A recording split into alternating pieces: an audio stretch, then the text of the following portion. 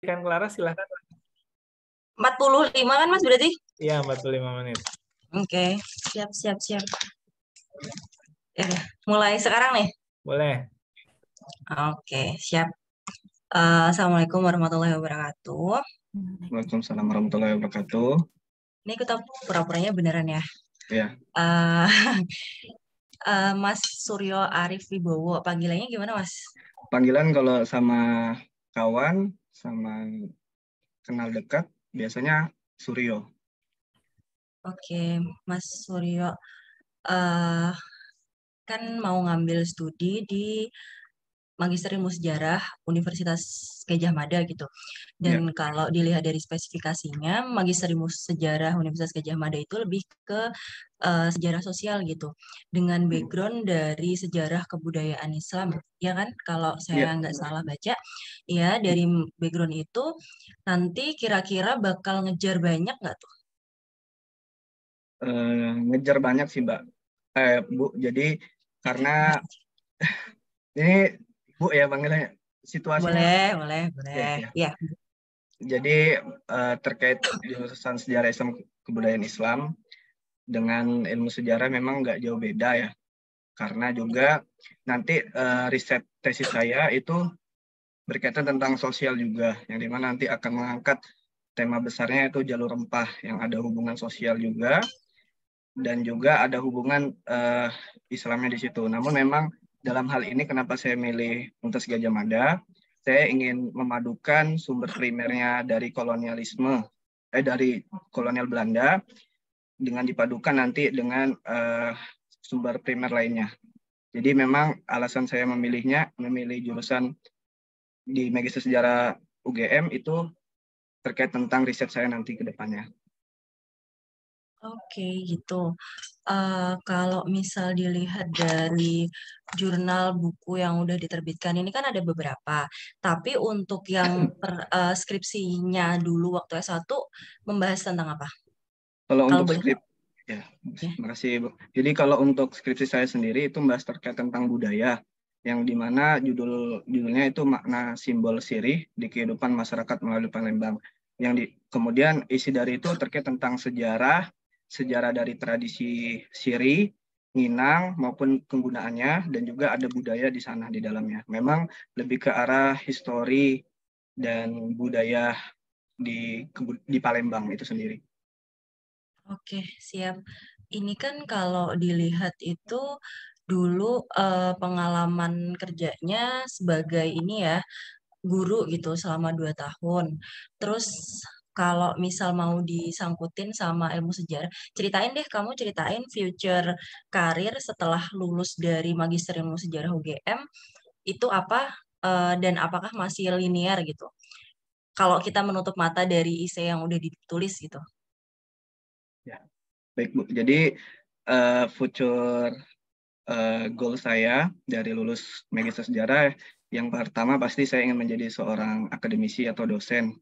Nah, kemudian yang kedua saya ingin menjadi penulis atau peneliti di jurnal. Yang ketiga yaitu ingin menjadi seorang sejarawan dan budayawan yang ada di Palembang untuk memberikan edukasi terkait pentingnya sejarah dan budaya Palembang, terutama nanti karena fokus nanti saya tentang rempah, nanti saya akan mencoba menggali terkait tentang sejarah dan budaya rempah yang ada di Palembang itu sendiri, yang memang belum banyak orang-orang Palembang itu sendiri mengetahuinya gitu. Jadi memang dalam hal ini yang goal saya pertama yaitu menjadi seorang dosen itu. Hmm, Kalau ngelihat rempah itu sebenarnya kan lebih banyak tuh fokusnya tuh ke wilayah Indonesia Timur gitu ya. Kalau yang bisa Mas Suryo kasih ke wilayah sendiri di Palembang itu apa? Soalnya kalau ngelihat eh, apa ya, Palembang sendiri itu kan dulunya wilayah sungai gitu. Nah, itu kenapa nggak fokus sama sejarah Sriwijaya atau peradaban sungai di sungai-sungai Palembang yang pernah ada? Kenapa lebih jauh gitu spesifikasi studinya? Terima kasih. Jadi terkait tentang rempah sendiri, memang dari tahun belakangan ini memang Kementerian Kebudayaan dan Pendidikan Riset Tinggi yaitu memang berfokus tentang rempah, dan juga memang Kemendikbudristek ini lagi mengajukan bahwasanya jalur rempah ini sebagai World Heritage di Indonesia. Kenapa? Karena mungkin banyak orang mengetahui tentang jalur sutra, tapi jalur rempah sendiri itu banyak nggak tahu. Padahal kalau bisa dilihat jalur sutra yang ada di Cina sendiri itu masih ada berhubungan dengan jalur rempah, yang dimana rempah itu menjadi sentral dalam perniagaan pada abad ke-16. Oleh karena itu, memang kalau dibilang di Palembang itu sendiri memang paling terkenal tentang Sriwijaya. Namun lebih hal ini mungkin saya lebih tertarik terkait tentang kolonialnya di kolonial Belanda. Kenapa? Karena jarang menurut hasil riset saya itu jarang yang membahas terkait sumber primer yang ada di sumber primer kolonial Belanda yang ada di Palembang. Dan juga memang di website Kemendikbudristek sendiri, Palembang sendiri itu nggak termasuk titik jalur rempah. Nah, maka dari itu saya tertarik untuk bisa menelaah lebih jauh apakah benar jalur rempah yang ada di Palembang itu tidak ada, apakah memang ada kekurangan dari penelitian. Oleh karena itu, sebagai seorang peneliti, seorang sejarawan, saya ingin membuktikannya dengan melihat data sumber primer dari zaman kolonial Belanda. Kalau melihat dari data Arsip Nasional, bahwasanya Palembang sendiri urat nadinya itu di wilayah sungai, karena di sana ada Sriwijaya, ada Kesultanan Palembang juga. Namun tidak berarti dari data Arsip Nasional 1960 juga itu ada perniagaan rempah, salah satunya lada. Walaupun lada bukan dari Palembang, tapi dibawa dari orang India, namun memang pada dasarnya kolonial Belanda, orang-orang Belanda sendiri, para pejabat itu menyuruh orang pribumi yang ada di Palembang untuk menanam lada. Oleh karena itu, saya pun tertarik untuk menelitinya dan sekaligus membantu pemerintah dalam pengajuan World Heritage Internasional terkait tentang jalur rempah itu sendiri.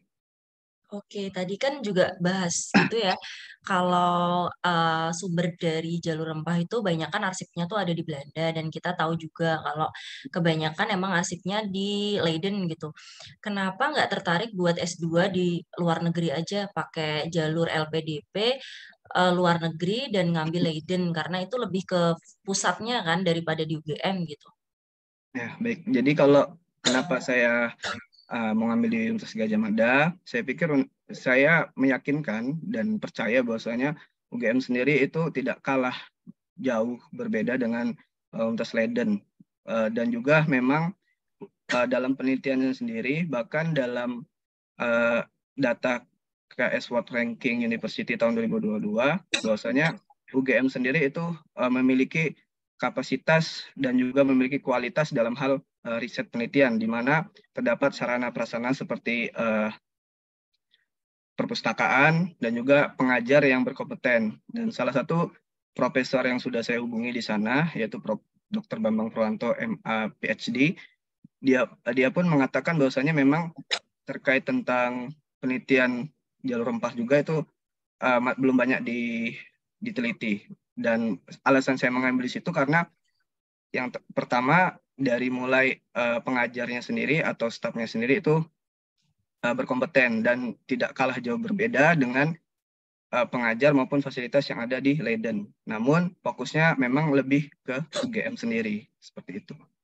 Mas Suryo, tapi kalau dilihat dari CV kamu, dari ini kamu itu berbakat banget. Jadi daripada di dalam negeri, ini tahun ini nggak lolos dulu, nanti periode selanjutnya daftar lagi buat ke Leiden, gimana? Kalau saya sih yakin di UGM sih Bu, karena melihat dari kalau misalnya ditunda, karena saya lihat di data Kemendikbud itu kan mengajukan World Heritage itu tahun 2024. Kalau ditunda terus, maka nanti ketika saya pengumpulan data penelitian, khawatirnya nanti nggak bisa ngebantu. Dan juga saya yakin dengan kualitas dari UGM sendiri itu bisa meningkatkan skill maupun dari pengetahuan saya sendiri. Jadi nggak kalah beda. Dan juga memang dari pengajarnya dari UGM sendiri itu memang lulusan dari Leiden juga, jadi nggak kalah jauh dan tidak berbeda dengan apa yang ada di Leiden sana. Oke, kalau gitu nih, kalau kan UGM jadi dari tadi kamu sebut-sebut ya UGM jadi salah satu kampus terbaik gitu. Kan kita tahu kalau kampus terbaik itu biasanya punya apa ya sistem yang ketat juga, persaingan yang ketat juga gitu di Ya, dalamnya walaupun kamu udah masuk gitu. Nah, kalau di tengah jalan ternyata nggak sesuai sama yang kamu inginkan gitu, ternyata kok gini doang gitu, kamu gimana ya?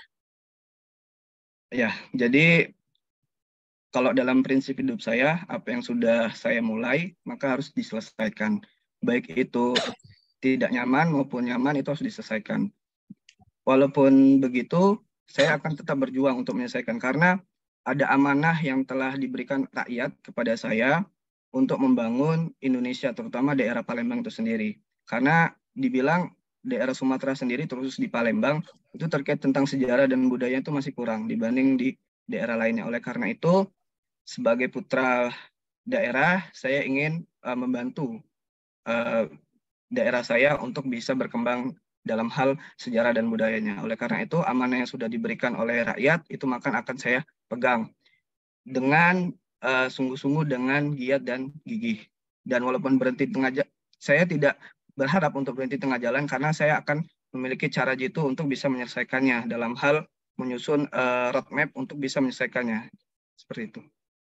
Oke, ini kan terakhir deh, kalau misal dilihat dari CV kamu, itu kan ditulis kamu dulu pernah kena bullying, pernah dapat hal-hal yang kurang mengenakan gitu.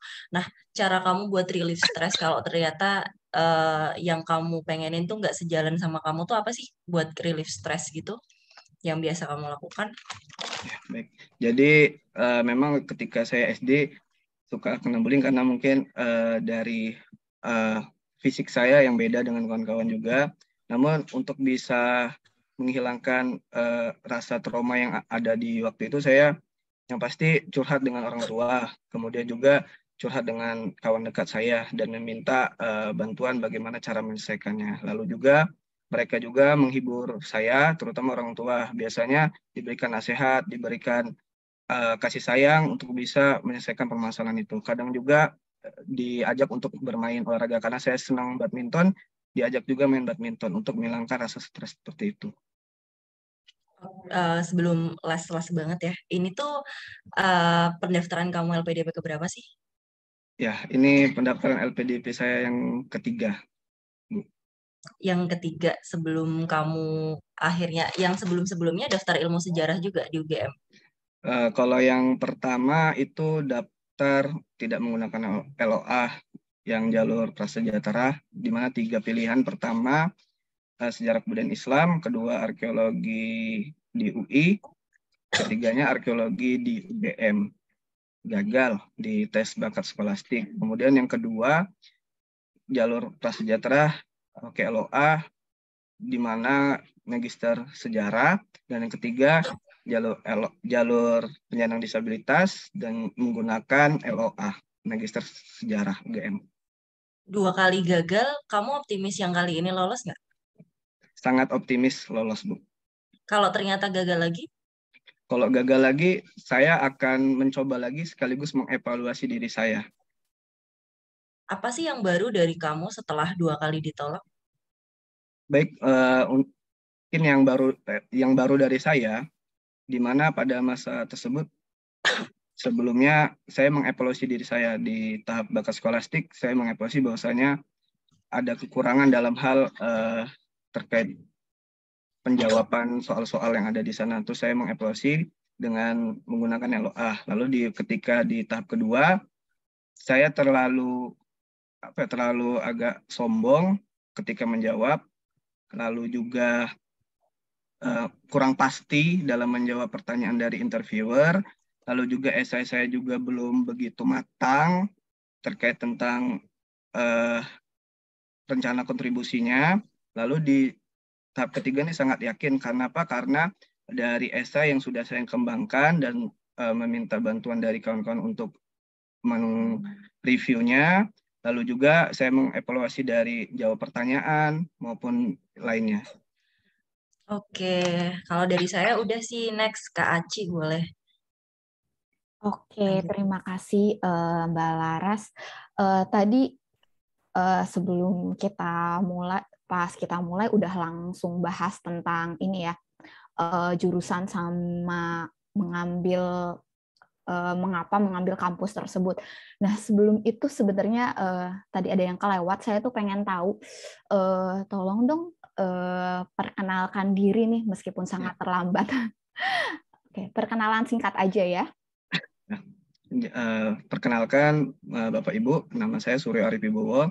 Biasa teman-teman memanggil saya nama Suryo. Saya lahir di Palembang dan juga tinggal di Palembang. Saya alumni dari Raden Patah Palembang, jurusan Sejarah Peradaban Islam, tahun 2021 saya lulus. Kemudian saat ini saya ingin melanjutkan ke Magister Sejarah Universitas Gadjah Mada. Aktivitas saya sehari-hari seorang guru di Madrasah Aliyah Al-Khair Palembang di Palembang. Dan pengalaman yang paling luar biasa dari saya itu saya pernah KKN Nusantara 3T di Nusa Tenggara Timur tahun 2020 dari inisiasi Kementerian Agama Republik Indonesia. Oke, terima kasih. Yang menarik tadi mengenai KKN ya di tempat 3T. Itu berapa lama sih? Terus apa sih yang kamu dapatkan ketika KKN itu dan mengapa kamu mengikuti KKN itu gitu? Kan 3T wilayahnya ya terluar, terpencil dan terjauh ya. Ya, jadi saya dari dulu tertarik terkait tentang moderasi beragama, jadi tentang toleransi. Karena mempelajari sejarah itu kan mempelajari terkait tentang Pancasila. Oleh karena itu, dalam sila pertama yaitu Ketuhanan Yang Maha Esa, saya tuh tertarik dan kemudian ada pembukaan pendaftaran KKN, saya mengikutinya, menseleksi dan alhamdulillah keterima. Pada tahun 2020, saya perwakilan alhamdulillah dari Palembang 2 orang, termasuk saya, untuk bisa KKN di Nusa Tenggara Timur atas kerjasama seluruh PT KIN di Indonesia dengan Kementerian Agama. Saya di sana bersama 28 mahasiswa, termasuk dari Sabang sampai Merauke, itu mengemban misi moderasi beragama, yaitu toleransi dalam beragama. Fokus kami sendiri di sana hidup berdampingan, tanpa cacian, tanpa makian, dan selaras dalam nilai-nilai Pancasila. Namun, walaupun dalam hal moderasi beragama, kami pun di sana dituntut untuk bisa mengembangkan produk lokal yang ada di wilayah Nusa Tenggara Timur. Dan saya sendiri ditempatkan di Desa Bipolo, yang dimana desa itu sendiri mayoritas agamanya Nasrani, dan juga produk lokal yang bisa dikembangkan itu adalah kain tenun. Nah, saya selaku mahasiswa sejarah itu mengembangkan dan membantu kawan-kawan di sana untuk bisa mengembangkan produk lokalnya, yaitu kain tenun, dengan mempromosikan dalam acara Festival Budaya Desa Bipolo, di mana dalam Festival Budaya Desa Bipolo, di situ terdapat ada kegiatan pawai, ada fashion show, kemudian ada juga perniagaan jual beli kain tenun, dan juga kami bantu upload, promosikan, kami kasih tahu ke orang-orang bahwa sini adalah produk kain tenun asli dari orang-orang Desa Bipolo. Dan di sana, ya. Iya, terima kasih. Nah, tadi ngomongin tentang moderasi beragama. Nah, kira-kira prakteknya seperti apa ya di sana? Soalnya tadi cuma menyebutkan mengenai tidak ada cacian, kemudian tidak memaki, saling menghormati. Bentuknya seperti apa ya? Bentuk kegiatannya. Kemudian tadi juga menyebutkan mengenai promosi hasil kebudayaan di sana. Nah, apakah promosi itu sangat efektif sehingga bisa membantu perekonomian warga di sana, dan apakah setelah selesai KKN kegiatan tersebut masih berlanjut atau tidak? Oke, terima kasih.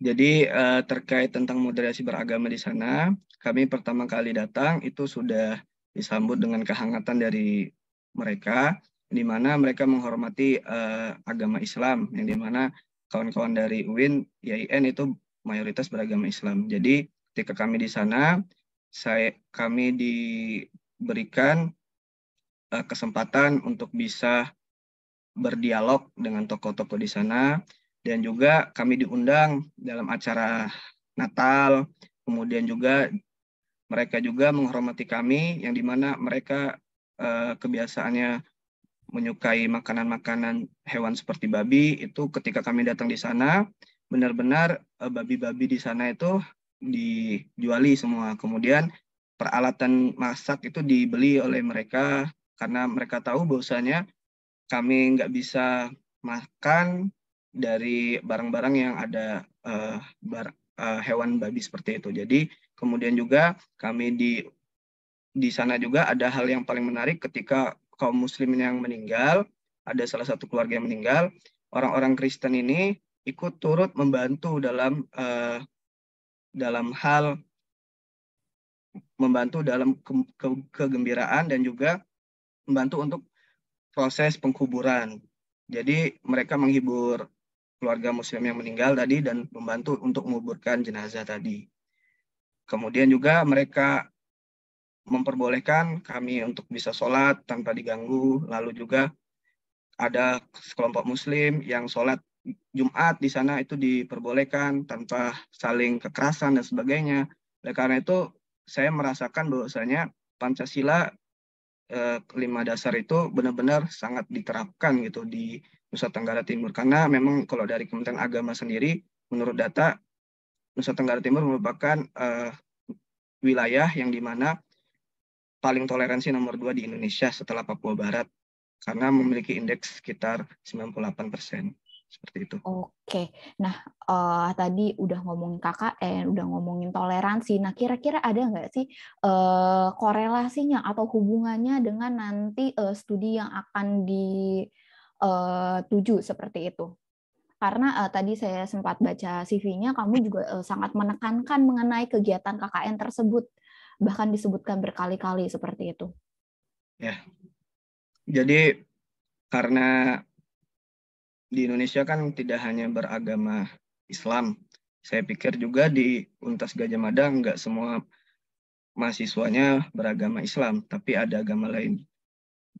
Dalam hal studi, saya akan membuka dialog ya, di mana bisa saling berkolaborasi, bersinergi, yang dimana itu kan sudah ada nilai-nilai yang ada di LPDP, nilai budayanya yaitu terkait sinergi. Oleh karena itu dalam studi nanti saya lebih mengkuatkan persahabatan dengan dari mahasiswa yang non-muslim. Sehingga dalam hal ke depan riset-riset tersebut dapat membantu riset-riset penelitian nanti saya tesis maupun nanti penulisan jurnal saya itu bisa ngebantu dalam hal studi saya ke depannya. Tapi ngomongin toleransi, kemudian tadi yang dibicarakan, sedangkan nanti studi kamu akan membahas mengenai jalur rempah berdasarkan tinggalan kolonialnya. Korelasinya gimana ya? Karena maksudnya sejarah kan kita lebih ke apa ya? Entah bangunan atau manuskrip yang manusianya sudah tidak ada seperti itu. Ya, jadi memang kalau untuk terkait tentang korelasinya itu lebih penekanan dalam hal sosial dan dalam hal nanti tulisan riset saya kan di mana kalau dibilang kolonial Belanda itu kan dia datang ke Indonesia itu kan tidak hanya mencari gold tapi mencari gospel juga apa yang dalam artian menyebarkan agama zending mereka yaitu agama Kristen Protestan. Dalam hal itu, saya akan mencari sumber-sumber yang ada kaitannya. Jadi kalau mungkin selama ini, bahwasanya sejarah Indonesia itu hanya berfokuskan dalam hal orang-orang Muslim saja. Tapi pada faktanya sebenarnya orang Kristen pun itu sangat berpengaruh dalam sejarah Indonesia. Banyak tokoh-tokoh yang beragama Kristen itu bisa berpengaruh dalam hal kemerdekaan Indonesia seperti itu. Oke, nah ngomongin Kristen, ngomongin tinggalan kolonial, bisa disebutkan nggak sih bagaimana membuktikan jalur rempah berdasarkan tinggalan kolonialnya yang di Palembang? Tinggalan kolonialnya seperti apa ya? Ya baik, jadi tinggalan kolonial di Palembang di sana ada yang pertama yaitu ada gudang penyimpanan dulunya roti di sana peninggalan kolonial Belanda. Kemudian juga ada tinggalan Belanda yaitu sekolah. Lalu juga ada tinggalan Belanda yang seperti meriam, ada juga di memang kalau dibilang tinggalan-tinggalan itu tidak sebanyak yang ada di Jawa. Hubungannya Namun dengan jalur rempah? ya hubungannya dengan jalur rempah sendiri, dari peninggalan-peninggalan itu menjadi saksi bahwasanya kolonial Belanda itu pernah ada di Palembang.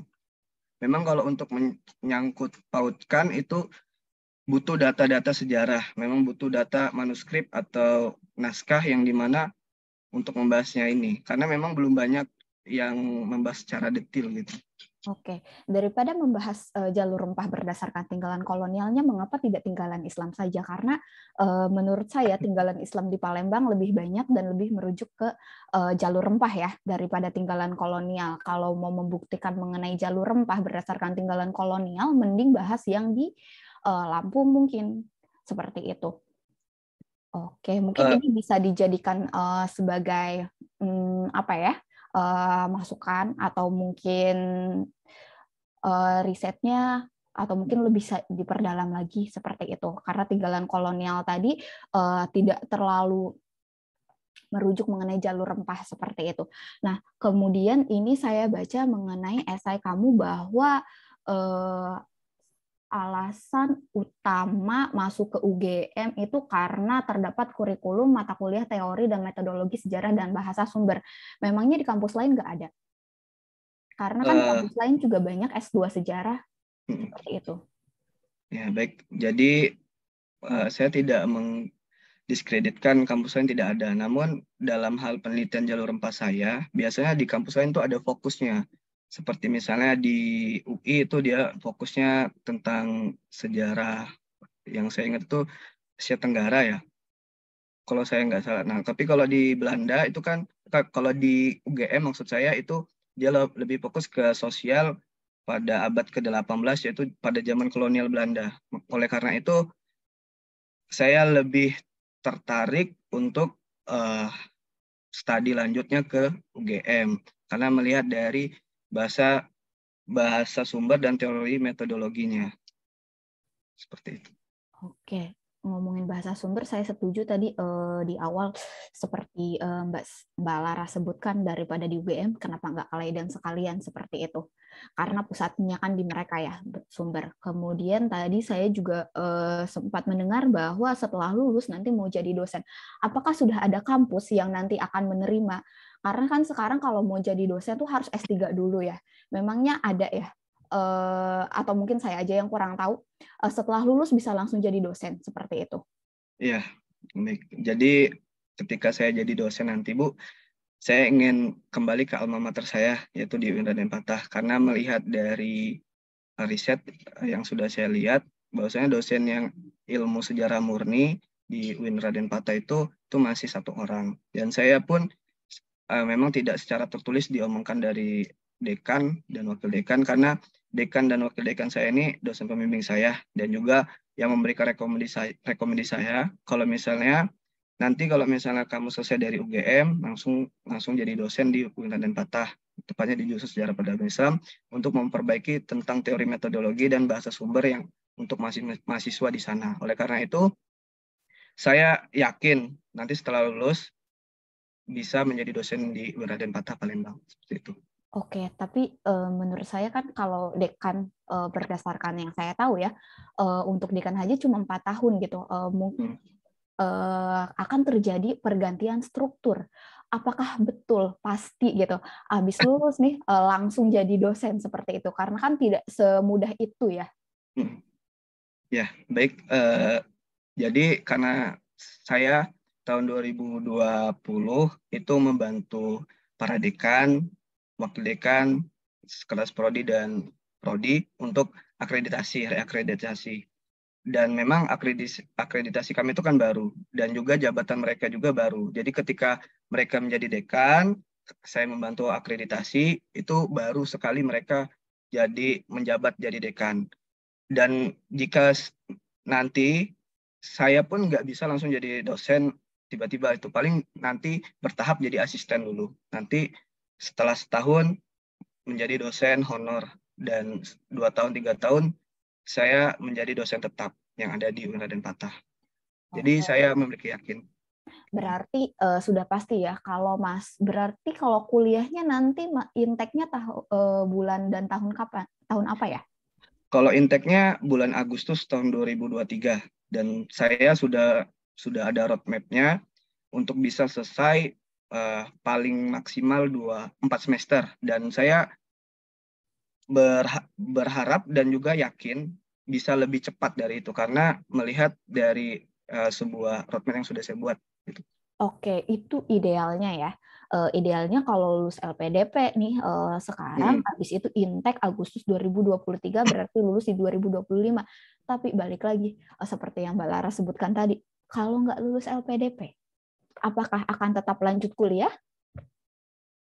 Kalau misalnya tidak lulus LPDP, saya akan lanjut kuliah, namun tetap menggunakan beasiswa. Oh, beasiswa apa ya kira-kira? Yang pasti beasiswa LPDP.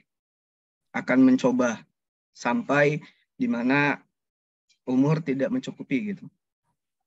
Tapi di UGM sendiri apakah menerima penundaan ya? Tunda kuliah seperti itu? Iya, di UGM menerima penundaan sampai dapat beasiswanya. Oh, berarti tidak ada jangka waktu. Jadi maksudnya kalau tidak lulus LPDP sekarang, akan coba lagi sambil menunda kuliah.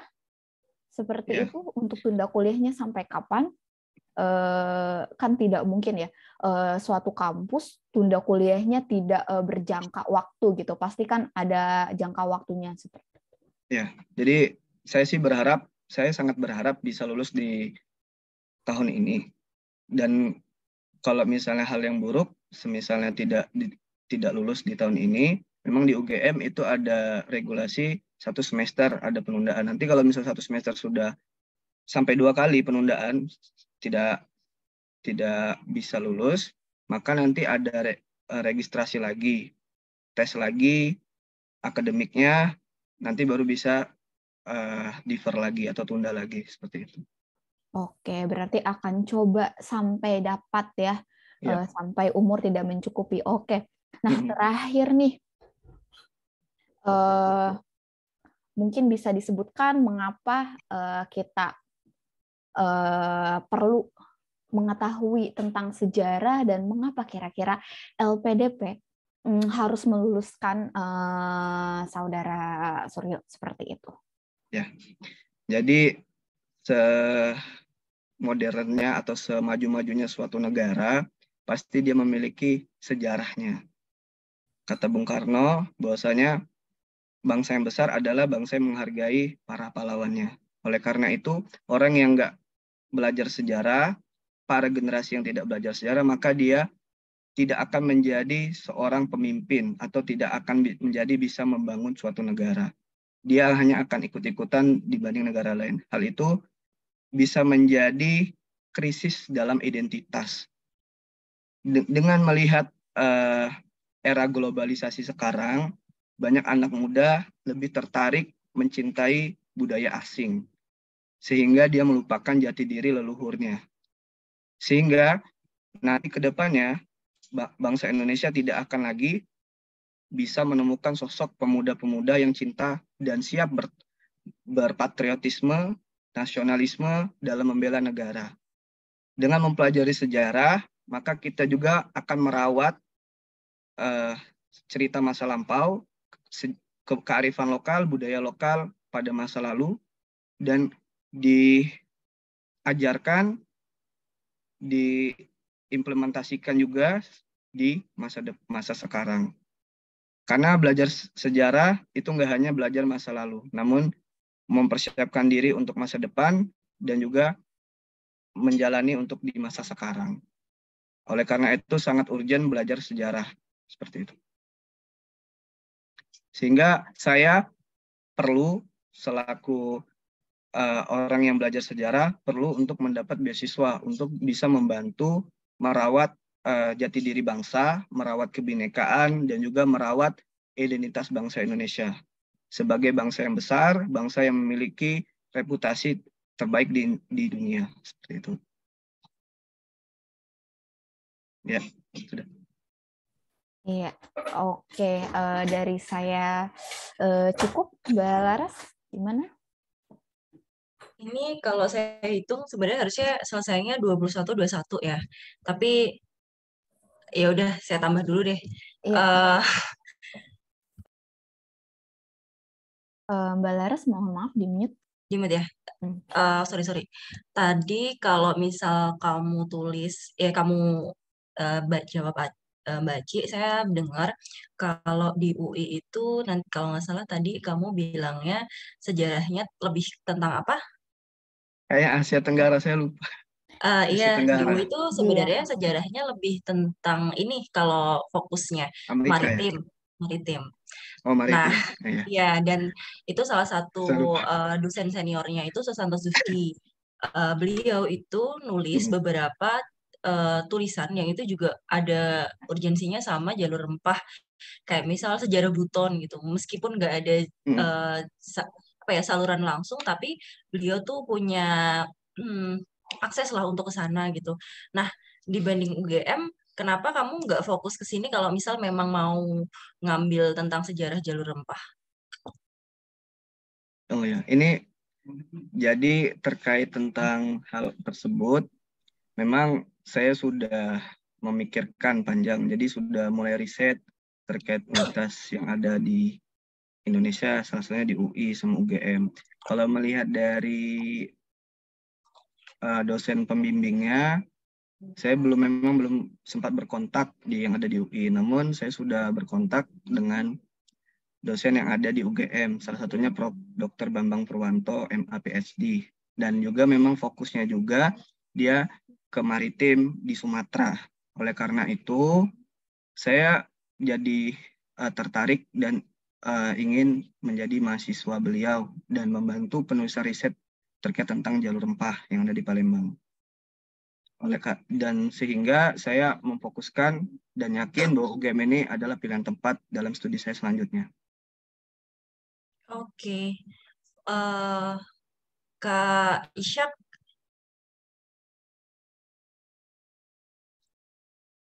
Ci, Ya, disampaikan 21 atau boleh langsung ke feedback nih? boleh langsung ke feedback aja, nggak apa-apa ya kalau kita rasa pertanyaannya cukup. Oke. Dari Aceh dulu deh. Bentar ya, kucing saya mau keluar. Waduh, ininya University Leiden. Tote bag-nya University Leiden. Oke. Nah, oke, makasih Mbak Laras. Tadi kita makasih juga Mas Suryo, kita juga dapat banyak informasi ya terkait jalur rempah. Mungkin kalau dari saya fokusnya mengenai bahasan tesisnya gitu. Jalur rempah berdasarkan tinggalan kolonialnya harus menurut saya kalau bisa spesifik ya. Seperti itu. Dan kalau berdasarkan tinggalan kolonial yang Mas Suryo sebutkan tadi, saya rasa itu nggak ada hubungannya, atau mungkin kalaupun ada hubungannya tidak terlalu Mas Suryo kaitkan dengan si jalur rempahnya itu. Apalagi nanti mungkin yang wawancara, pasti kan ada bagian dari akademisi juga ya. Gitu. Mungkin mereka juga akan lebih tahu mengenai bahasan dari Mas Suryo, jadi itu perlu dipersiapkan juga. Kalau dari saya itu. Kemudian terkait kontribusi setelah lulus jadi dosen kan nggak gampang ya. Jadi kita juga harus membuktikan bahwa ketika lulus nih emang beneran bisa jadi dosen. Jadi memang Mas Suryo mungkin ya ada hitam di atas putih seperti itu, memang ada perjanjiannya, apalagi kan dekan atau dosen yang menjanjikan Mas Suryo untuk menjadi dosen nantinya, mungkin aja ketika Mas Suryo lulus udah nggak ada jabatannya sama sekali, dan beliau juga udah nggak punya power ya untuk mengangkat Mas Suryo sebagai dosen nantinya, seperti itu. Jadi perlu dipertimbangkan hal-hal yang seperti itu. Apalagi kalau sekarang jadi dosen di kampus pun harus S3 seperti itu. Itu juga perlu dipertimbangkan lagi. Atau mungkin alternatif lainnya bisa setelah lulus mungkin mengajar kembali ke tempat Mas Suryo mengajar sejarah, seperti itu sih. Aku aku itu dulu ya sambil mikirin lagi Laras. Oke. Silakan. Oke, Mas Suryo, tadi itu sebenarnya udah oke. Cuman yang aku ulang-ulang pertanyaannya tentang kenapa nggak ngampus di luar negeri itu sebenarnya based on pengalaman pribadi aku gitu. Jadi aku berulang kali ditanya itu sampai kayak ada 10 menit gitu. Aku berulang kali ditanya, kamu nggak lolos ya tahun ini, nanti kamu daftar lagi tahun depan gitu. Nah, sebenarnya nih kamu lucu. Kamu kan tadi jawabnya nggak apa-apa di Iya. UGM gini-gini. Di CV kamu tuh udah lengkap loh, kamu jawab loh. Kamu bilang kalau UGM tuh punya kerjasama dengan Leiden nanti. Kalau misal, menurut aku, kalau misal jawabannya tuh lebih baik kamu fokuskan ke itu aja. Jadi kalau misal nanti ada pertanyaan seputar kenapa nggak daftar ke luar negeri aja. Jadi di UGM itu apa ya, kayak udah paket lengkap gitulah, tanpa perlu ke luar negeri. Kamu udah bisa dapat Universitas Leiden. Apa nih, kamu tulis Universitas Utrecht itu udah. Iya, itu udah ini menjawab banget sih sebenarnya kalau dari aku. Terus sama kayak yang terus jadi sama juga kayak yang Aci bilang, penelitian ini tuh juga berulang kali gitu dijawab, ditanyakan, terus dihubung-hubungkan gitu sama kamu background-nya apa, terus nanti kontribusi studi ininya apa. Tadi belum sempat ditanyain sih tentang ini Mas, kayak apa ya, kontribusi penelitian kamu ke ini. Tadi kan kamu berulang kali jawab tentang gimana ini tuh mau disangkutin ke apa sih tadi, World Heritage tadi kan, World Heritage. Nah, itu kamu bahas tuh apa kelebihan kalau suatu situs itu dimasukin ke World Heritage. Jadi misalnya sebenarnya aku belum tahu ini juga ya, maksudnya mungkin nanti bisa dibenerin kalau misal kalau situs dimasukin World Heritage nanti ketahanan apa ininya lebih apa, ntar itu bisa juga buat disebutin gitu, karena itu ngedukung banget. Jadi kayak based on fakta aja kalau misal mau ngejawab gitu. Terus di apa lagi ya, didalemin aja sih tentang kenapa harus kampus itu. Kalau berulang kali ditanya kenapa nggak ganti ini, kenapa nggak ganti itu, nggak usah ragu sama pertanyaan pembicaranya, maksudnya penanyanya. Kan Mas Suryo yang lebih tahu ya, maksudnya kenapa saya daftar di sini gitu. Jadi yakin aja jawabnya, nggak usah gampang kayak iya, padahal sebenarnya udah oke, maksudnya udah terjawab juga di CV-nya Mas Suryo tuh. Iya, siap. Ya. Terus Aci, apalagi Ci? Ya, siap. Oh iya, ngomongin tadi World Heritage itu juga bisa jadi salah satu alasan ya kenapa pembahasannya, kenapa tesisnya harus itu gitu. Tadi juga sebenarnya Mas Suryo udah sebutin kalau mau mengangkat jalur rempah ya, World Heritage yang UNESCO ya. Itu mungkin nanti harus disebutkan signifikansinya tesis tersebut gitu ke pendaftaran si World Heritage ini gitu. Kenapa pentingnya itu juga perlu disebutin biar si pewawancaranya yakin gitu kalau si tesis ini emang beneran penting. Karena kalau sebagai orang awam ya udah sih masa lalu gitu, untuk apa gitu, nggak ada hubungannya juga sama sekarang kok. Jalur rempah kan zaman dulu ya, kita udah nggak udah nggak butuh-butuh banget gitu si glorifikasi jalur rempah ini itu sih. Terus juga nanti ini mungkin ditanyain ya, kalau Mas Suryo tadi mau jadi dosen, terus nanti ketika jadi dosen mau mengajar di bagian apa, itu kemungkinan akan ditanyakan juga. Jadi itu perlu ditekankan juga, nanti mau ngajar apa, kenapa harus ngajar itu, nanti buat selain untuk mahasiswa, nanti buat masyarakatnya juga apa, seperti itu sih. Nanti kan pasti sering ditanyain ya, nanti kontribusi untuk masyarakatnya apa, yang kayak gitu. Berkali-kali seperti itu. Dan tadi kami lupa menanyakan mengenai ini sih, kekurangan dan kelebihan. Biasanya kalau pas wawancara aku itu selalu ditanyakan kekurangan dan kelebihannya apa. Kalau itu sih mungkin baca aja dari CV ya. Iya. Udah, apa lagi ya Laras? Ini sebenarnya Mas Suryo tuh kan serius banget ya mau ikut LPDP, kayak udah tiga kali daftar gitu.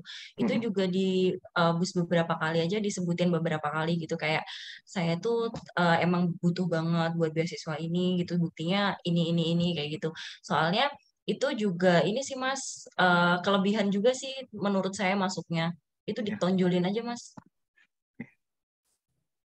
Oke, Mbak. Ya. Siap.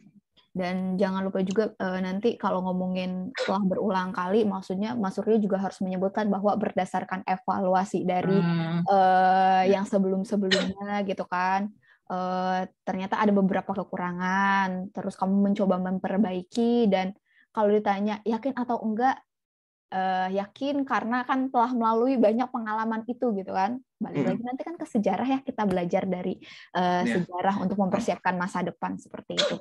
Iya. Nah, siap, Mbak. Sama aku penasaran nih Mas, soalnya aku kemarin ditanya ini terus aku baru ingat. Jadi kan nggak menutup kemungkinan gitu ya yang menanyakan kita, yang jadi pewawancara kita itu bukan dari bidang kita gitu. Nah, kalau misal kita ditanya tentang apa sih kontribusi nyata ilmu sejarah, sebenarnya kalau orang nggak belajar sejarah kayak cuman lupa sama identitas bangsa tuh apa apa ya, kayak akibat konkretnya tuh apa gitu. Itu jawabannya apa Mas kalau menurut Mas Suryo? Kalau misalnya orang yang nggak belajar sejarah, nanti berdampak dalam hal kegiatan sosial maupun politiknya sih kalau menurut saya ya. Nanti anak-anak yang nggak belajar sejarah, biasanya dia cenderung nanti akan nggak sesuai dengan nggak sesuai sopan dan sikapnya sopan dan sikapnya pada masa dulu ya. Kalau misalkan orang-orang dulu itu kan terkenal kalau orang Indonesia itu sopan, santun, ramah, terus juga nggak mudah marah segala macam. Bahkan Belanda pun betah gitu datang ke Indonesia karena saking sopannya kita. Oleh karena itu, biasanya kalau anak-anak yang nggak belajar sejarah atau pemuda yang nggak belajar sejarah, dia akan lebih sikapnya akan beda gitu. Dalam hal akhlaknya akan beda, kalau menurut saya. Kalau enggak gini Mas Surya, mungkin bisa dicari ya penelitian terkait hal tersebut. Kenapa, apa akibatnya orang-orang yang tidak mengetahui mengenai sejarah bangsa tersebut. Jadi perlu banget statistik atau survei gitu terkait hal tersebut, karena kita tuh bukan cuma kualitatif tapi perlu ada kuantitatifnya. Karena biasanya kalau pas aku wawancara, aku ditanyain emang buktinya apa gitu, perhitungannya berdasarkan apa, kenapa ngomong hal tersebut, buktinya apa, yang kayak gitu. Jadi perlu banget Mas Suryo mencari mengenai survei-survei gitu. Jadi kita nggak cuma ngomong doang, tapi emang ada buktinya, ada angkanya, seperti itu.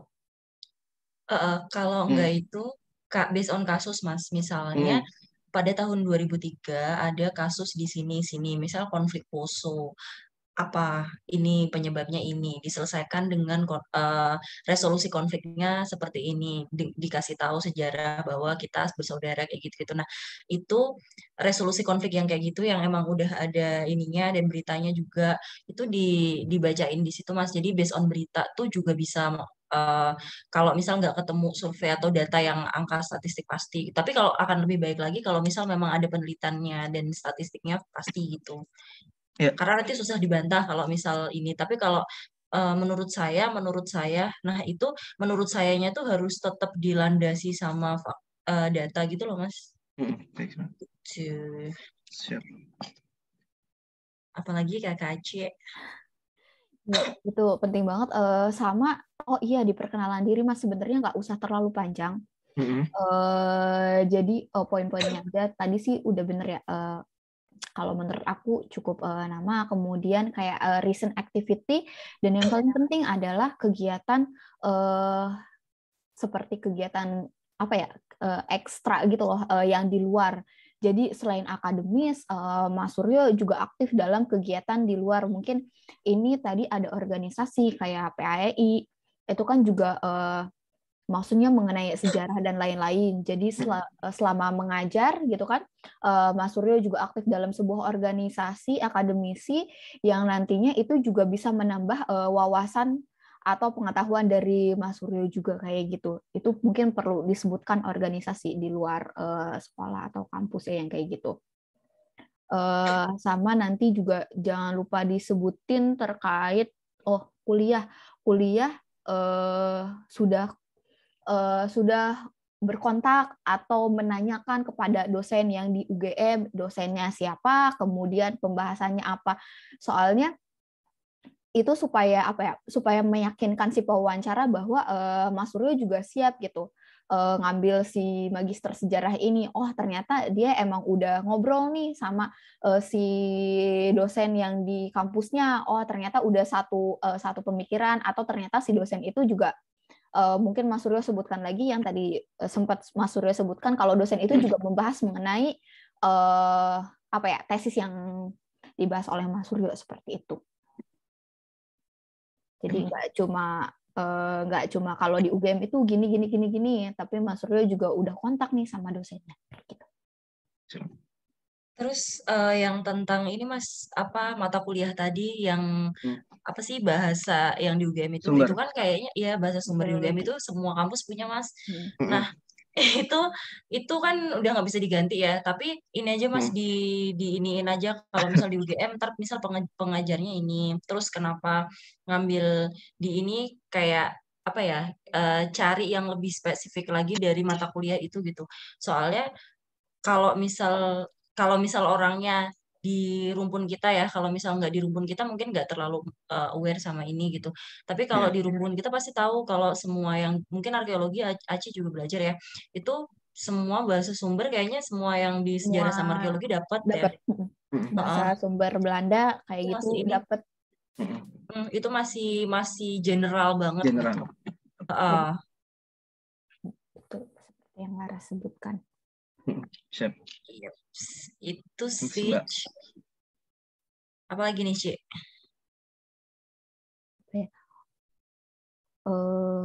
Tadi udah pembahasan mengenai kalau di nilai kampus juga udah ya, tadi udah Laras bahas ya. Udah sih. Udah belum Mas tadi? Belum. Aku belum, Cik. Iya, paling nanti juga ditanyakan selama berkuliah nanti kalau ada semacam aral melintang. Oh, udah. Udah kan? Ya udah itu.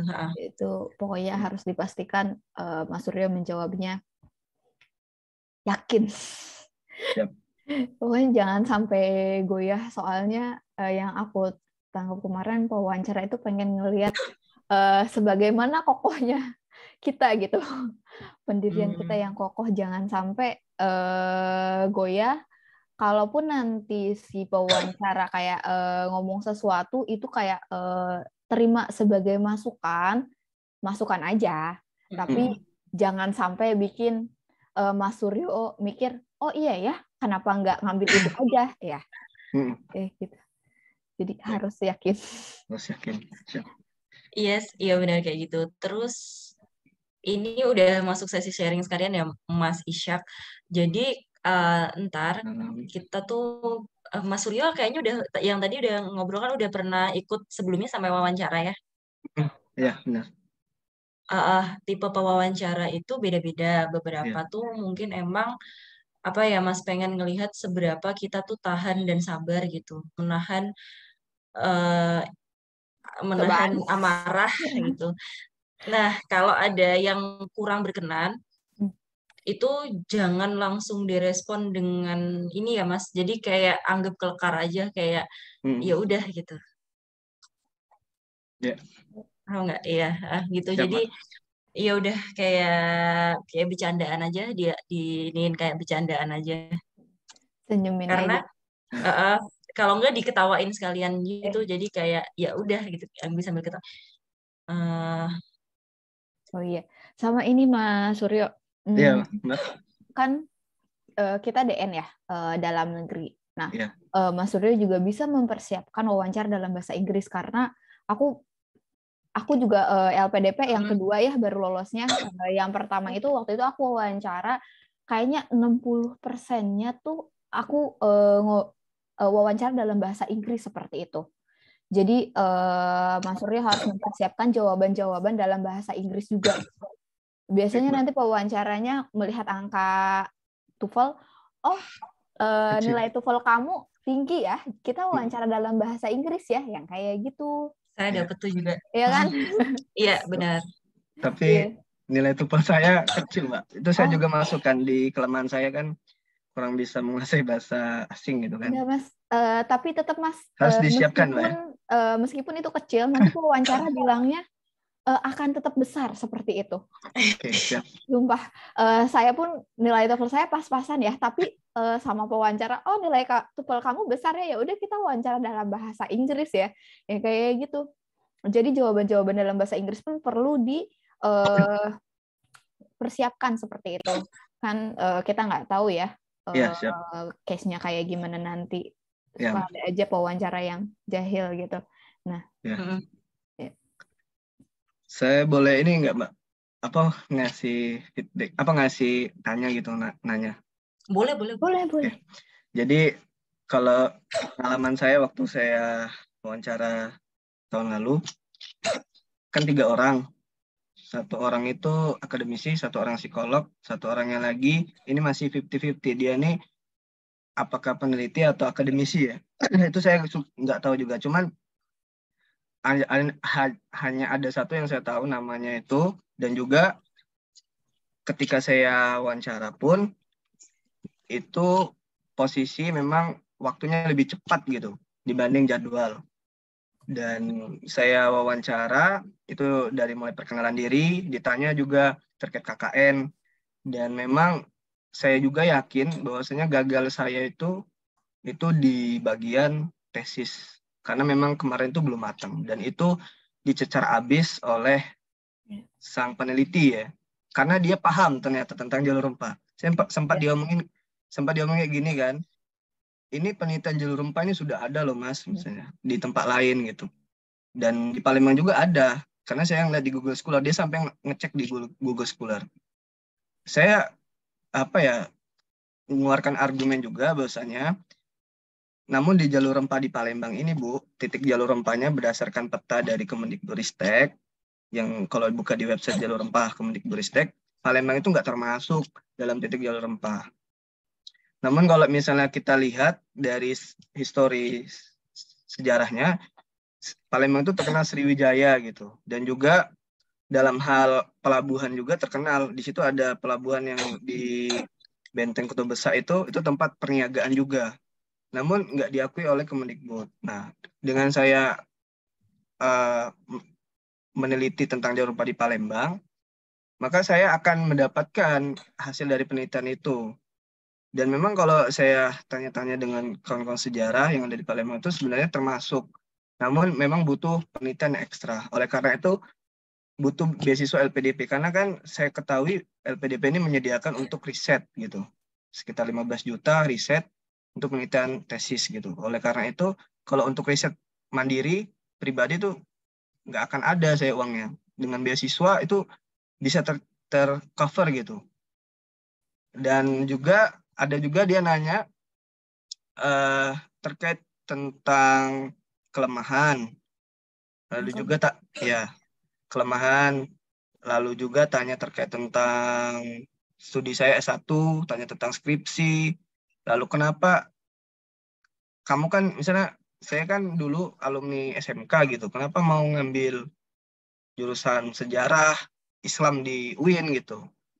Dan juga kenapa mau lanjut lagi sejarah di UGM, itu ditanya juga. Saya jawabnya karena pada masa itu kan labil, dari SMP ke SMA itu labil. Jadi masih suka ikut-ikutan sama kawan. Jadi saya masuk SMK tuh ikut-ikutan. Ternyata ketika masuk nggak senyaman belajar sejarah.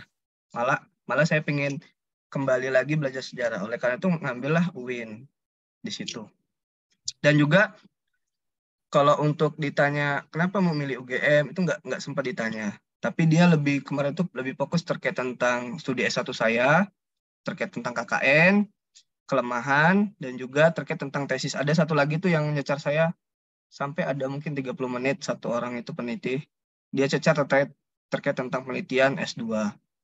Dan itu memang agak susah saya jawabnya, karena saya belum ada data spesifik. Kemarin itu hanya data bersumber dari buku oleh penulis residen kolonial Belanda, si J.I. van Solnhoven. Memang susah nyari data itu, karena dibilang belum banyak peneliti dan juga butuh keahlian dalam bahasa Belanda. Makanya saya mau ikut beasiswa itu untuk meneliti itu kan, karena untuk masalah uang pribadi itu kan nggak ada untuk meneliti yang seperti itu. Dan juga terkait jalur rempah ini kan lagi booming, dan juga kemudian Kemendikbud juga memang lagi mengajukan kepada UNESCO untuk World Heritage jalur rempah. Memang dibutuhkan penulisan-penulisan tentang jalur rempah yang gunanya nanti ada fungsi ekonomi di sana. Seperti di Banda, kemudian di Maluku, yang terkenal rempahnya, itu malah jadikan wisata ekonomi gitu, wisata bahari. Nah, itu bisa jadi nilai tambah gitu. Kalau semisalnya pasti Palembang itu termasuk titik jalur rempah perniagaan, itu kan bisa menjadi kemajuan dalam hal ekonomi yang ada di Palembang. Sehingga saya lebih tertarik ke situ. Dan juga terkait tentang Leiden ya, saya nggak ditanya ke situ sih Mbak. Dan nggak tanya kenapa nggak ke luar negeri ya. Sebenarnya kalau secara pribadi, saya tuh belum mau ke luar negeri. Kenapa? Karena berkaca diri, TOEFL saya masih kecil ya, dan masih rendah. Dan untuk luar negeri itu kan pasti butuh TOEFL yang bagus, apa IELTS ya. Dan itu saya belum ke arah situ. Makanya nanti ketika lulus UGM, saya tuh ingin mempelajarinya secara dalam gitu. Dan nggak juga sempat ditanya kenapa nggak milih UI atau milih UNPAD gitu. Nggak ditanya, alhamdulillah waktu itu. Tapi kalau secara emosional, ini bukan bermaksud untuk mendiskreditkan UI ya. Namun kalau saya tuh pengen mendapatkan lingkungan apa ya, dalam hal karena saya orang Jawa, saya ingin mendapatkan lingkungan di Jawa gitu, yang dimana saya ingin melihat dan tradisi dan budaya di sana. Kemudian kalau menurut data dari Kemendikbud, di Yogyakarta itu tingkat literasi membacanya itu sangat bagus. Jadi kalau misalnya saya nyemplung di sana bahasa ininya, maka akan membentuk karakter saya itu jadi lebih semangat lagi membaca, menulis, riset, dan sebagainya. Makanya saya milih UGM itu kalau secara emosional. Tapi kalau secara data penelitian riset, ya itu terkait tentang Jaruba dan kolonial. Gitu. Seperti itu sih Mbak. Makanya saya agak bingung juga tadi menjawab kenapa nggak ke Leiden, kenapa nggak ke UI.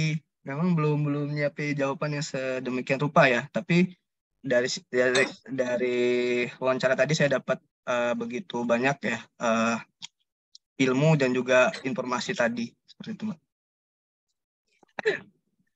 Oke, ini Mas, sebenarnya Masnya tuh menjawab tanpa sadar tuh sebenarnya udah jawaban gitu loh. Tadi kan Mas bilang ya kalau angka literasi di Jogja tuh lebih tinggi. Itu dicari aja datanya. Ntar kalau misal tanya selain karena UGM tuh bagus, ya itu karena literasi di Jogja tuh jauh lebih bagus. Itu kelebihan Jogja banget, Mas. Nah, kebetulan saya tuh ada kali 30 menit tuh saya yang dicecer kenapa nggak ke luar negeri aja. Maksudnya nih sayang nih nilai, kan saya pakai IELTS kebetulan, terus sayang sama nilainya.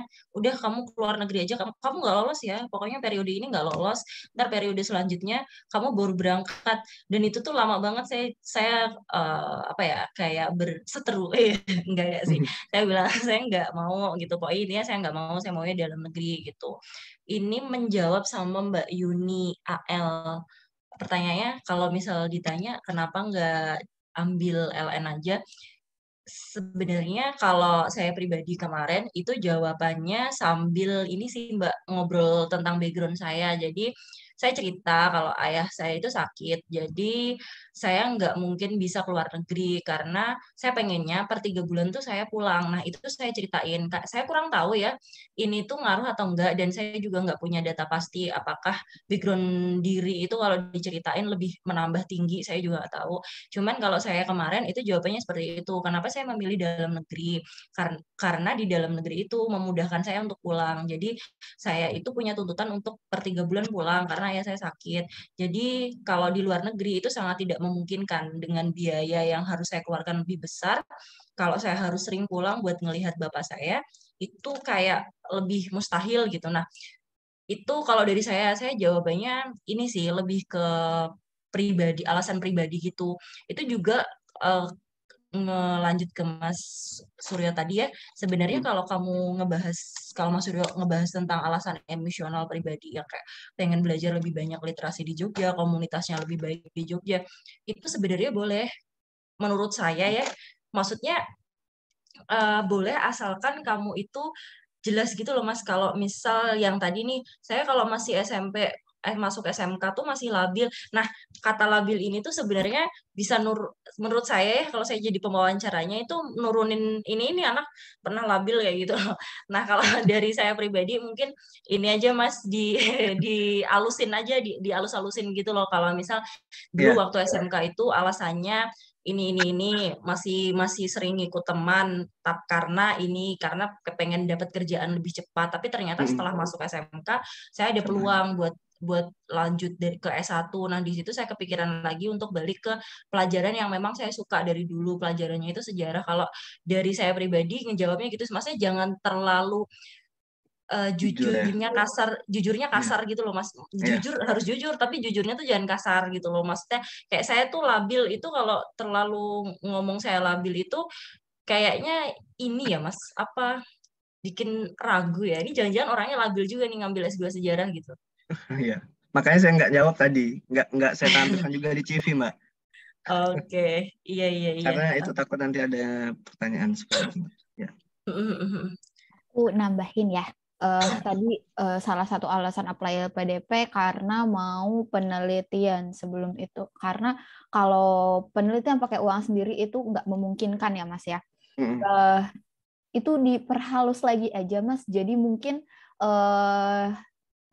kenapa bahas tesis itu? Karena tesis itu sangat penting dalam nanti untuk mendukung pengajuan nominasi Palembang atau Indonesia sebagai wilayah jalur rempah, yang mana jalur rempah itu merupakan salah satu pusat perdagangan penting di dunia pada masa kapan gitu kan.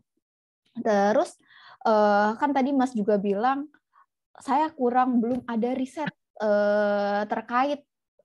Nah, meskipun belum ada riset terkait, setidaknya nanti kan di Palembang tuh dulu kan ada balai arkeologi ya, sekarang yang jadi BRIN. Jadi mungkin bisa disampaikan saya sudah berdiskusi dengan peneliti-peneliti dari BRIN yang memang fokusnya mengenai jalur rempah, bahwa Palembang itu termasuk ke dalam jalur rempah, tetapi belum banyak yang bahas, tetapi nanti disebutkan tinggalannya. Kalau fokusnya tadi tinggalan kolonial, tinggalannya yang seperti apa gitu. Jadi maksudnya Mas mau bahas itu, tapi jangan sampai blank gitu terkait si tesisnya. Jadi memang harus ada latar belakangnya gitu. Jadi memang sudah ada pertanyaannya, bahkan sebenarnya udah ada jawabannya gitu. Kayak gitu ya. Terus menurut saya nanti akan ditanya juga, kan tadi tinggalan kolonial, sedangkan Palembang tuh banyaknya tinggalan Islam ya, tinggalan Islam. Nah, jangan sampai nanti akhirnya pindah jalur, bahasnya jalur rempah tetapi masa Islam seperti itu. Jadi kan si tinggalannya masa Islam ini sebagai pendukung bahwa Palembang itu sebagai jalur rempah, meskipun nanti fokusnya dari tinggalan kolonialnya seperti itu. Atau mungkin nanti sebagai tambahan, Mas juga bisa mengaitkan si jalur rempah ini pusatnya memang Palembang, tapi nanti dikaitkan dengan daerah sekitarnya seperti itu. Kalau dulu misalnya kalau dulu kan secara administratif tuh Palembang nanti masuk mana ya? Kalau sekarang kan berbeda lagi ya administratifnya. Nanti itu mungkin disebutkan. Kalau dulu nih Palembang administratifnya masuk ini. Dulu kan ini bagian dari Palembang, ada tinggalan kolonialnya di sini. Itu bisa dimasukkan juga seperti itu. Jadi jangan sampai keluar kata-kata ya saya daftar LPDP soalnya buat penelitian, soalnya saya nggak punya duit gitu. Maksudnya itu terlalu kurang halus gitu, mainnya kurang halus seperti itu. Iya, terlalu jujur kayak gitu sih Mas. Jadi jangan sampai, kalau menurut aku ya, jangan sampai keluar kata-kata itu. Jadi Masnya pun harus tetap riset dulu gitu. Kenapa mau bahas itu? Jangan sampai sama sekali ngeblank, dan akan bagus juga dikaitkan dengan tadi peneliti dari BRIN itu mungkin bisa disebutkan. Jadi Mas itu ternyata bukan apa ya? Ini bukan cuma pendapat pribadi doang, tapi ada pendapat para peneliti gitu yang menguatkan si tesis Mas Suryo. Menurut aku seperti itu. Ya.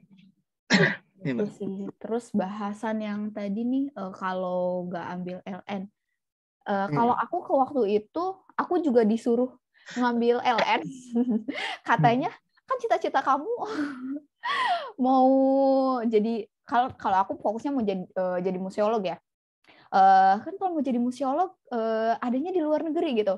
Harusnya ngambil luar negeri kalau itu cita-cita kamu. Pokoknya aku nggak separah Laras sih, nggak sampai 30 menit, mungkin sekitar 15 menit si pewawancaranya tuh maksa aku untuk ngambil luar negeri.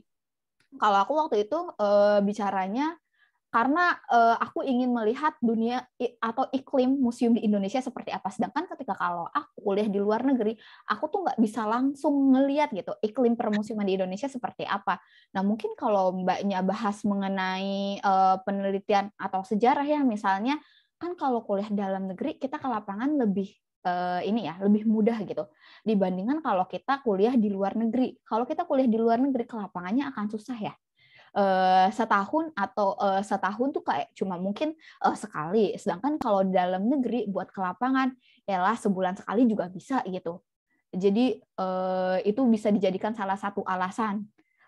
Jadi ke lapangannya akan lebih mudah dan juga bisa lebih engage kalau ke komunitas yang dituju seperti itu. Kalau ngambil antropologi seperti itu kan. Jadi bisa langsung ngobrol atau datang langsung ke komunitasnya, sedangkan kalau di luar negeri agak kesulitan untuk komunikasi, seperti itu sih. Jadi itu mungkin bisa jadi salah satu alasan kenapa milih dalam negeri. Jangan sampai itu anggap aja sebagai masukan, oh nanti terima kasih atas masukannya, ini mungkin bisa saya nanti mungkin S3-nya nanti saya ke luar negeri, kan bisa seperti itu kan kalau jalurnya mau linear. Kayak gitu. Jangan sampai kita pun menolak mentah-mentah apa yang disampaikan oleh si pewawancara. Menurut aku seperti itu sih. Iya.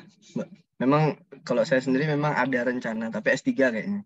Kalau ke luar negeri. Kalau untuk S2 ini kayaknya belum dulu. Ya, kalau itu pun disampaikan aja. Iya. Memang pengennya sih ke Leiden ya, ke Belanda. Karena saya tuh ya tertarik ke Belanda. Cuman karena skillnya masih belum ada ke situ, jadi lebih baik ke UGM. Dan itu juga dapat masukan dari dosen saya, dosen pembimbing itu.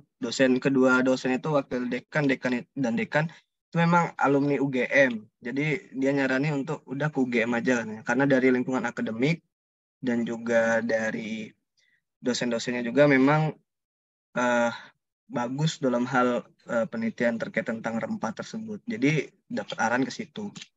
Dan saya juga ngemasukin dosen pembimbing itu di surat rekomendasi gitu. Rekomendasi saya LPDP. Jadi dari itulah, dan sebenarnya kalau mau lihat linear, SKI harusnya ke SKI. Saya tuh kalau misalnya di buklet LPDP perguruan tinggi, jurusan SKI itu cuma satu yang di cover beasiswa LPDP, itu di Winsari Pidiatullah Jakarta. Dan saya tuh agak kurang tertarik gitu kalau misalnya ke Jakarta ya, kalau dilihat dari lingkungan dan juga budaya akademiknya, maksudnya tuh takutnya nanti saya hedonisme dan sebagainya. Makanya saya lebih tertarik ke Jogja, yang dimana dari budaya akademik, terus juga budaya culture-nya, sosialnya, itu yang pengen saya dapat gitu. Yang dimana kalau di Palembang nggak sedap itu. Dan juga karena melihat suku saya Jawa, saya ingin mendalami sekaligus budaya Jawa tersebut. Itu, Mbak. Jadi gitu. Ini Mas, sama yang aku punya ide nih buat yang mata kuliah tadi, itu kan masih bingung. Nah, kalau nggak salah, Prof. Bambang itu punya buku Menggugat Historiografi ya kalau nggak salah. Nah, itu ini aja Mas, dibahas aja. Jadi kayak kalau di UGM itu ada aliran baru nih, historiografinya gini. Nanti saya belajar langsung sama beliaunya. Jadi difokusin ke Prof. Bambangnya juga bisa. Atau kalau enggak, kamu sebut nama Pak Kunto Wijoyo, itu kan juga dari Iya. UGM kan beliaunya. Nah itu beliau dulu di ini, dan jadi saya mau belajar langsung dari pangkalnya. Jadi kayak emang sosok-sosok itu disebut sama prestasi-prestasi beliau di bidang sejarah itu aja, itu udah lumayan membantu sih menurut saya. Karena kan beliau juga salah satu ini ya, pelopor bapak historiografi gitu, maksudnya Iya. yang ngasih ini. Nah, itu sebenarnya alasan yang lumayan ini sih, bisa diterima kalau saya pewawancaranya loh. Tapi kalau pewawancara saya dulu itu di babat habisnya ada salah satu itu. Sampai bingung saya mau jawabnya. Cuman karena udah mentok, ditanya juga kan, udah buat kerangkanya belum, udah buat metode penelitiannya belum. Karena saya masih sekilas, datanya juga kurang, jadi susah juga jawabnya. Ada juga yang kawan saya yang, saya tuh wawancara total 1,5 jam, Mbak ya. Dari jam 10:30 sampai jam 11:30. Hampir 1 jam ya, 1 jaman. Dan kawan saya yang sama-sama UGM, daftar juga ya ilmu sejarah, dia cuma 45 menit. Dan saya nanya ke grup-grup lain, rata-rata yang lulus itu 45 menit. Jadi saya sudah feeling kayaknya nggak lulus. Kemarin terjadi gitu. Dan ditanya juga nggak terlalu dalam seperti saya loh, Mbak. Maksudnya tuh, kalau dia itu kan karena nggak dijelaskan pekerjaannya, maksudnya tuh guru itu nggak. Kalau saya kan dijelaskan jurusan SK ini kan, bukan apakah termasuk pendidikan. Kok kamu bisa jadi guru? Kok bisa jelasin kenapa bisa lulus, kenapa ini, detail banget. Emang beberapa pewawancara emang ahli banget sih Mas, jadi detail banget gitu. Ini ada yang raise hand, Mas Ya. Mas atau Kak nih, Kak Yuri Akbar, silahkan mau menyampaikan pertanyaannya. Iya, halo Mbak, Mas, selamat malam. Aku izin bertanya. Jadi kebetulan aku juga ambil jurusan konservasi warisan budaya, dan kan sama tentang belajar tentang masa lalu. Yang saya mau tanya yang soal pentingnya belajar masa lalu tadi kan, saya mau kaitin sama identity, sama local dan national identity gitu. Dan tadi kan dibilang misalnya harus ada contoh kasus dan sebagainya. Kalau misalnya saya mencontohkan dari negara lain gitu, boleh nggak ya Mbak kira-kira? Maksudnya ada negara lain nih yang melestarikan warisan budayanya dengan baik. Jadi dia tuh punya national identity yang tinggi dan bisa berkembang kemana-mana gitu-gitu. Misalnya kayak Korea, Jepang, dan lain-lainnya. Itu boleh nggak kalau kayak gitu? Itu terlalu istilahnya dakik-dakik atau harus lokal aja gitu Mbak? Terima kasih. Oke, makasih Mas Yori. Aku izin jawab gak apa-apa ya. Nanti mungkin bisa ditambahkan sama Mbak Laras. Itu boleh banget Mas. Jadi bisa ada perbandingan. Bagaimana mungkin tadi Korea, atau kalau conservation kita ambil yang dekat ya, Kamboja seperti itu. Bagaimana Kamboja sangat mempreserve tinggalannya ya, yang di Siem Reap seperti itu, dan orang-orang tuh ke sana sangat tertarik gitu ngelihat Siem Reap. Oh, Kamboja nih mereka sangat concern, preserve dan conserve gitu terhadap tinggalannya. Nah, nanti mereka melakukannya seperti apa, nanti cara atau metode yang mereka lakukan itu bisa kita apakah bisa kita lakukan juga di Indonesia seperti itu. Sebenarnya sekarang juga identity itu masih sangat penting ya. Bukan sebagai bukan untuk mendisintegrasi, tapi itu malah menguatkan sebenarnya. Apalagi belajar sejarah, kita juga untuk mempersiapkan masa depan, biar kita belajar juga terhadap masa lalu seperti apa, kayak gitu sih. Jadi identitas pun sampai sekarang masih sangat penting gitu. Itu bisa banget Mas jadi perbandingan mungkin selain ada kasus yang sukses, kasus suksesnya ada juga mungkin ada perbandingan kasus yang nggak suksesnya gitu loh. Biar akhirnya si pewawancara itu juga yakin gitu. Dan selain itu harus ada metodenya seperti apa. Jadi nggak cuma ngomong doang, tapi kita juga bisa menyiapkan metodenya. Emang mereka kayak gimana sih sehingga sukses gitu. Kayak gitu sih. Kalau menurut aku ya, mungkin Mbak Laras mau nambahin. Oke, udah cukup terjawab sama Aci ya. Gimana Mas Yuri, ada tambahan? Oh iya, sudah Mbak, sudah sangat terjawab. Mungkin nanti aku ini kali ya minta ke Mas Ishak kalau Mbaknya bersedia mock up sama Mbak-mbaknya. Karena susah banget nyari yang sebidang sejarah arkeologi ini. Ya, siap Mas. Mau lanjut kemana Mas? Semoga diizinkan ke Melbourne. Oh, Keren. mantap. Ya, makasih ya Mbak. Ya, BTW Mas, kalau bahas konservasi, ada senior aku, dia juga bahas konservasi, S2-nya di Australia, tapi aku lupa dia di kampus mana, tapi dia emang lebih konservasinya ke bendanya sih Mas, tinggalannya. Iya, Mas Saiful kan Mbak? Iya, itu senior aku. Iya. Kebetulan kenal juga sama Mas Saiful. Oh iya, itu bisa tanya-tanya. Beliau juga kebetulan alumni LPDP S2 S3-nya kalau nggak salah. Jadi iya, betul. Bisa TW-TW juga ke Mas Saiful, dan dia juga pendiri Institut Konservasi Indonesia. Jadi sejalan tuh sama Mas Saiful ya. Kalau udah connect kan lebih gampang ya buat tanya-tanyanya. Ya. Oke, terima kasih Mbak. Sama-sama. Ada lagi yang ingin dibahas? Mungkin teman-teman mau ada yang tanya lagi? Kita sharing aja ya. Atau Mas Suryo ada yang mau diobrolin lagi?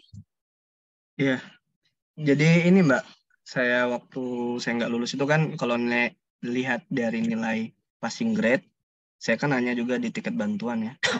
Nah, nilai passing grade prasejahtera itu adalah 700-an sekian ya. Dan ketika saya lihat nilai saya itu cukup ya, tapi nggak lulus. Ternyata ada tanda keterangan tidak direkomendasikan. Memang nggak tahu ya di mananya maksudnya itu nggak direkomendasikan. Tapi saya evaluasi kan, mungkin ini jawabnya ini kurang ragu gini. Jadi memang kalau untuk rekomendasi sendiri itu kalau dari Awardi maupun yang lain memang nggak spesifik gitu Mbak ya. Ini kemana maksudnya nggak direkomendasikan itu.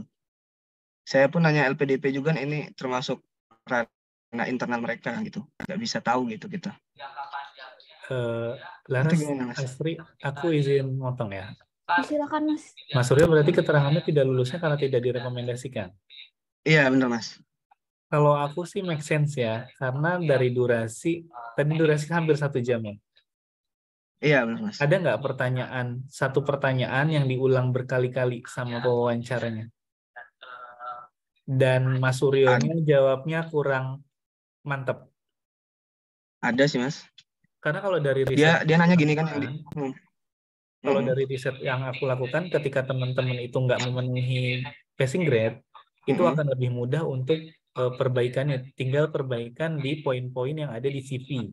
Dari CV atas sampai esai kolerasi dengan esainya di bawah itu akan bisa mengeskalasi nilai yang kurang. Cuman kalau untuk direkomendasikan, biasanya beberapa hal itu yang pertama, adanya ketidaksiapan dari pihak calon awardee yang dinilai oleh pewawancara. Misalnya ada masalah yang belum selesai dan ternyata dia belum bisa mencari solusi dari permasalahan tersebut sehingga dianggap belum siap untuk melakukan kuliah.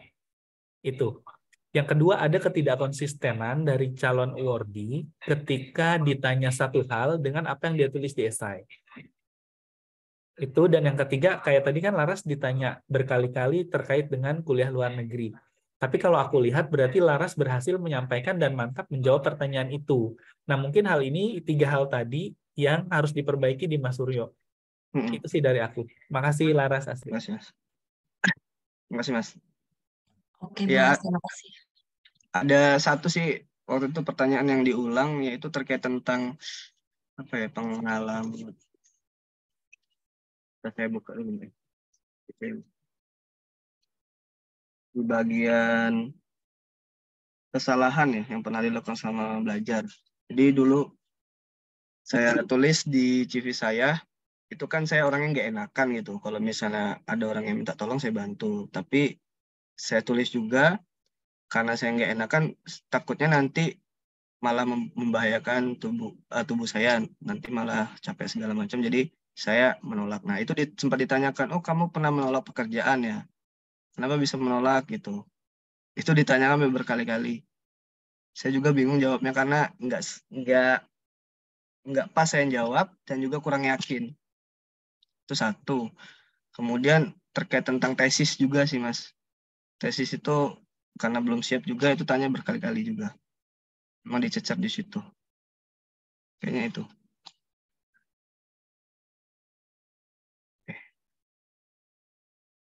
Oke, ada lagi yang mau didiskusikan. Sejujurnya kalau tentang tiket bantuan dan passing grade, justru saya baru tahu sih. Soalnya saya nggak tahu sebelumnya kalau Iya. ada passing grade dan tidak direkomendasikan. Saya nggak pernah ngechat tiket bantuan soalnya. Gitu sih. Jadi ilmu baru buat saya juga. Oh, ternyata ada passing grade-nya, ada ini. Makasih juga masih Chef Mas Suryo infonya. Ya. Ada yang mau didiskusikan lagi? Untuk ini Mbak ya, kalau misalnya kita mau wawancara, kan saya dapat juga informasi kalau untuk fokus dalam wawancara itu seperti misalnya length tubuh ya, itu emang benar ya harus segini, apakah ada ketentuannya gitu Mbak? Misal kalau baju kan memang ada ketentuannya pakai batik atau segala macam, batik atau pakaian putih ya yang saya tahu tuh. Nah, kalau misalnya dari posisi menghadap kamera gitu, itu ada ketentuan nggak sih? Misalnya melihat harus sejajar atau gimana dengan bahu atau gimana gitu. Apakah ada ketentuan yang gitu nggak? Kalau itu menurut Asri gimana, Sri? Kalau Ya, aku kayaknya jangan sampai kita kayak terlihat bungkuk gini kali ya. Tetap harus kayak tegap. Mungkin baju kita juga agak kelihatan ya kayak gitu. Terus ekspresi muka juga jangan sampai kayak kelihatan kecut gitu ya. Jadi terus tersenyum, semangat, dan kalau mendengar yang nggak enak senyumin aja. Jangan sampai ekspresi atau mimik muka kita tuh nggak enak gitu dilihat. Dan kalau pewawancara ngomong, usahakan kita juga tetap eye contact gitu lewat kamera atau natep si gambarnya aja cukup gitu, agar kita nggak kelihatan nggak fokus kayak gitu sih kalau menurut aku. Pokoknya tetap tampak tegap ya, biar dilihatnya juga enak dan kita juga kelihatannya fokus sama diwawancara. Kalau aku sih gitu. Gimana, Laras? Oke, kalau aku juga gitu sih, paling jadi kayak yang penting jangan terlihat terlalu gugup aja Mas. Udah santai aja, yang paling ngerti kamu tuh kamu sendiri. Jadi orang lain tuh cuma nanya ya karena nggak tahu. Jadi kalau dicecar dari berbagai sisi udah tenang aja lah. Semoga lolos Mas Suryo pada periode kali ini. Semoga perjuangannya goals kali ini, karena ini udah jam 10 ya. Besok kita sahur juga. Nanti kalau misal masih ada yang mau didiskusikan bareng sama saya sama Aci, kita ada di Instagram. Kalau misal mau tanya tentang sejarah atau sebenarnya juga sharing-sharing biasa boleh. Kelinci Mutan, IG-nya. Itu IG saya ya. IG-nya Mbak Aci ya. Ini karena udah jam 10, Mas Suryo dan teman-teman dan Aci juga. Kita tutup ya. Mohon maaf kalau ada kesalahan kata. Semoga teman-teman Mas Suryo juga lulus pada periode kali ini, berhasil, lancar wawancaranya. Amin, dan segera jadi award di LPDP. Amin. Ya, saya juga ucapkan terima kasih Mbak lah mau berbagi ilmunya ya. Ya, semangat ya. Saya kembalikan ke Mas Ishak. Siap. Makasih Laras, Aci, Mas Suryo. Semoga perbaikan tadi bisa dijadikan bahan baku buat nanti tes wawancara sesungguhnya ya. Semoga bisa jadi perbaikan dari pengalaman-pengalaman kemarin. Karena kalau kita ketemu 2 kali ya, tahun lalu kita sempat ketemu juga di sesi mock up, karena kontak Mas Suryo ada di aku dengan keterangan mock up interview. Siap Mas. Semoga nanti kontaknya ganti jadi award di LPDP. Amin, siap Mas. Terima kasih Mas ya telah menyediakan. Dari aku cukup sekian. Laras, Aci, makasih banyak. Aku tutup ya, berhubung udah jam 10 juga. Makasih banyak, kurang lebihnya mohon maaf. Assalamualaikum warahmatullahi wabarakatuh. Aku izin end meeting ya. Oke, terima kasih. Terima kasih Kak. Terima kasih Kak.